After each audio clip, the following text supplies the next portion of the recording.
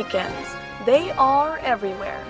They're what shoppers see scattered throughout department stores and displays. They are the faces and bodies of the fashion industry. They are composed, pristine, and silent. However, their silence has broken as some local stores have been experiencing social demonstrations in their displays. Mannequins are now protesting, claiming that their rights have been overlooked for far too long. The group behind these protests is called Mannequin Nation, a body of mannequins unhappy with how they are used, striving to change the ways in which they are treated and perceived. Today, I will be meeting with one of the founders of Mannequin Nation to better understand their position on these issues. In order to protect their identities, the following voices and images of Mannequin Nation members have been distorted. How did this all begin? What was the trigger for these mannequin protests? It wasn't sudden.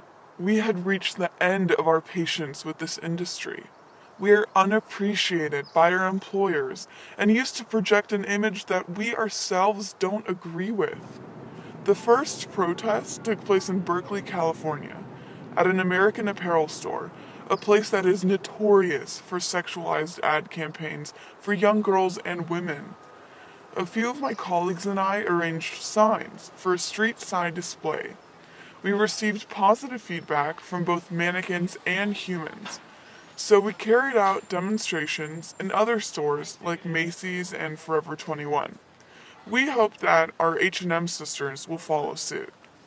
You said sisters?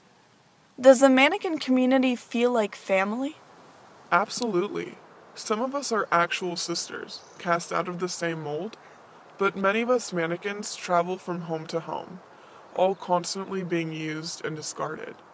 Oftentimes, we are made, shipped to department stores, deemed an unspecific shelf life, and then thrown out when the styles or trends change.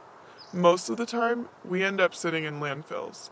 I was lucky because after I was fired from American Apparel, I was brought to an upcycling warehouse called Mannequin Madness. We traveled to Mannequin Madness in Oakland to take a peek into her history and hear what some of her sisters had to say about their lives. The managers at Nordstrom, they told me I would have at least 2 years at the store. And then just a couple months later, they replaced me with a new chrome mannequin. Apparently, they wanted us to have silver skin. Honestly, I'm so pissed. I heard that one of my sisters was taken apart the other day. They only wanted to use her legs, butt, and vagina. I mean, are we just parts to dissect? Are we just objects to be taken advantage of? Who would do something like that? Many of the mannequins were unwilling to speak on camera, afraid of jeopardizing future job opportunities. However, the message was clear. They are all unhappy and disagree with the image they are projecting.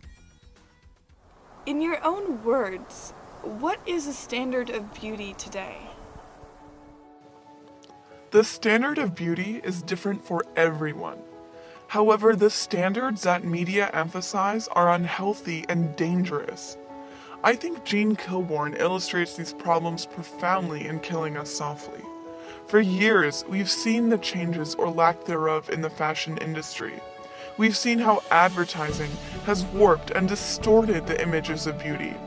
We've seen how women are sexually objectified and photographed as things to be used, acted upon, or taken apart. And we mannequins, we have served as the industry's pawns to only fortify this concept of the ideal woman or man, an image that is construed and completely impossible to achieve. It's ridiculous. Everything we see has been airbrushed, retouched, and retouched again. Mannequins are the three-dimensional beings of this unrealistic mindset. We only want to promote body acceptance. We want to start looking like real people, and we want the fashion industry to start projecting women as strong figures who are equal to men. What is the ultimate goal for Mannequin Nation? We want changes in fashion, We want body appreciation and self-love to actually catch on and not just serve as a temporary ad campaign for a brand. We are tired of women being sexualized, objectified, and deemed worthy only through their appearance or physical characteristics.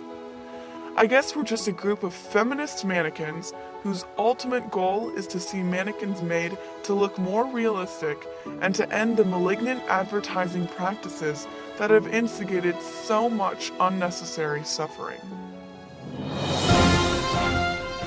So there you have it, Mannequin Nation, on their way to changing the ways we perceive mannequins, advertising, and beauty. I have no doubt we will hear from Mannequin Nation in the future.